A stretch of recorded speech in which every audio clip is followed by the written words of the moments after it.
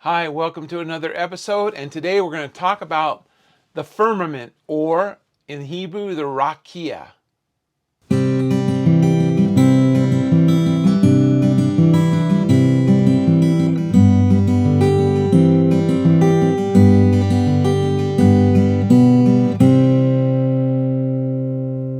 So today I want to talk about the Raqia. It's kind of a jump back in the series because I've come through Genesis chapter 1, but this is something I have, in the last few days, I kind of discovered.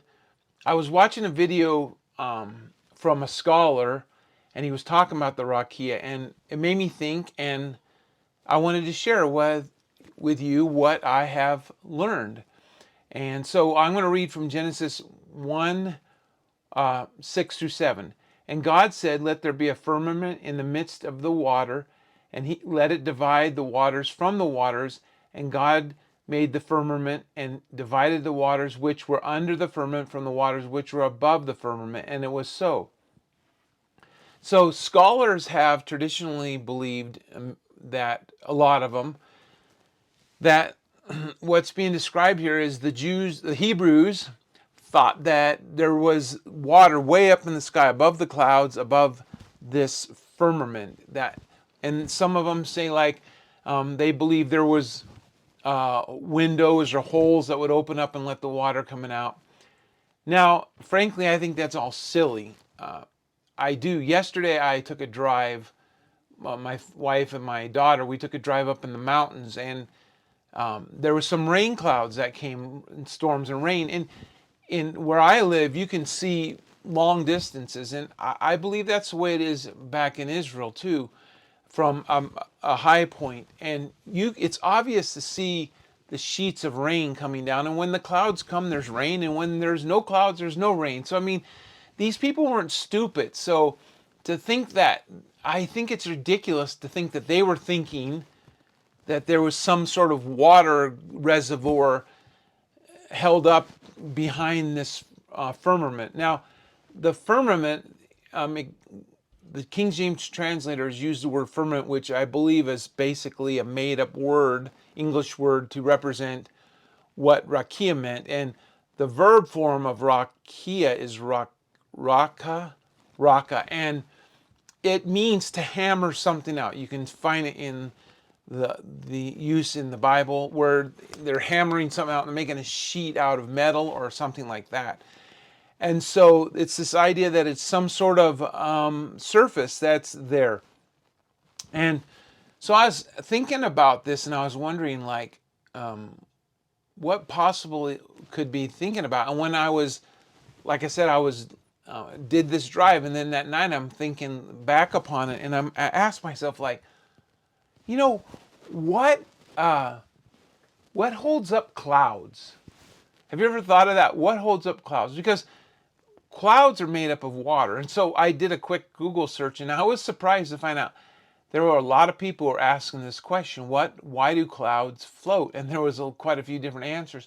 But I found on Reddit, this one person said he heard that a cumulus cloud could hold 500 tons of water.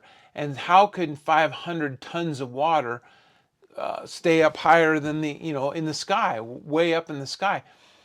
And if you were an ancient, well, I mean, it doesn't matter, but in ancient times, they didn't have necessarily always like water faucets in the house, so you had to go retrieve water from a well, and water's heavy. So this idea, what keeps water in the sky? What keeps those clouds up there filled with all that water? I think that's a reasonable and good question, and people have asked it. And I didn't do a ton of studying on it, but what I read from a lot of different things is people were making the point that, well, it's not just 500 tons of dense water, and that's true. They said it's spread out in vapor, in droplets and molecules, but. And I'm not arguing about this. I'm not. This isn't really a scientific discussion about this, but just thinking about it, like even still, it's water mixed in with the air. How can that be lighter than the air itself? I mean, how does that rise above the air itself. I don't know. And this is the point. I don't think the Hebrews knew what held up the water in the sky, why the water was high in the sky, why it floated. We can't float. You throw water up and it's just going to fall back down. Why was this? And so they had to describe something that was keeping the water up, just like we try to describe what causes the clouds to rise up and the water to stay in the sky. Well, Moses used a word Raqia. Now, this is another interesting point that I was thinking about when this scholar was talking. Was, from my understanding, from my research, actually some scholars believe that Moses could not have written the Genesis at the time it was said to be, because there wasn't a actual written language at that time. And Hebrew is one of the very earliest written languages there is. And so you can imagine this isn't a well-developed language. Like, you think about over the history of humanity, how our language has evolved. I started writing computer code, just scripting like JavaScript and PHP way back in the late 90s. And it was amazing how advanced. Well, actually, to tell you the truth, back in the early 80s, my roommate in the Air Force had a TI-80, and I created like a little thing that made a rocket fly. And I mean, from that to what you can do today with programming languages is just amazing. And we have discovered things that people didn't know in the past, and we've given them names. And so we can't hold them to the same terminology that we know today. And it doesn't mean they're stupid. In fact, coming up with the foundational understanding of things wins Nobel Prizes. And like, even the thought of creating an alphabet is Nobel Prize worthy. And so then even forming of a language. So my point being is, you have here an early written language, and then you have this concept that you're trying to describe what you don't fully understand. So how do you do it?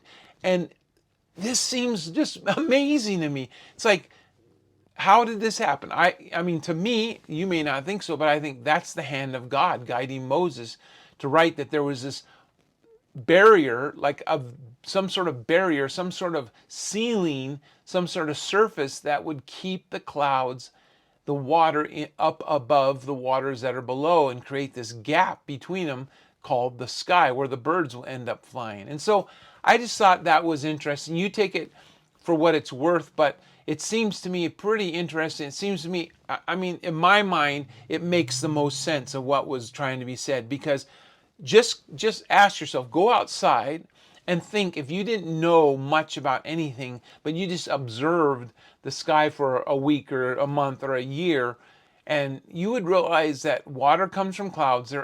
Water just doesn't pour out of the sky for no reason, and that water's heavy. And why is there water way up in the sky? Why does it float? Nothing else floats. Why does heavy water float? What keeps it up there? And so they said there's like a surface, some sort of surface up there that's keeping it up. And we wouldn't say it's a surface, but there are a phenomenon, there are effects. We could use the word effects that keep the water up in the sky until it condenses enough to become rain. And so, it just is kind of amazing, because when you read old ancient accounts of creation and stuff, they're so bizarre that this is so far advanced compared to ancient texts about things like this, that at least in my estimation, it shows the hand of God in it. Anyway, I hope you found it somewhat interesting. I ask that you would like this video, share it, and please subscribe to my channel if you haven't, or if you're listening to this on my podcast, there too. Thank you so much for listening. God bless, and have a great day.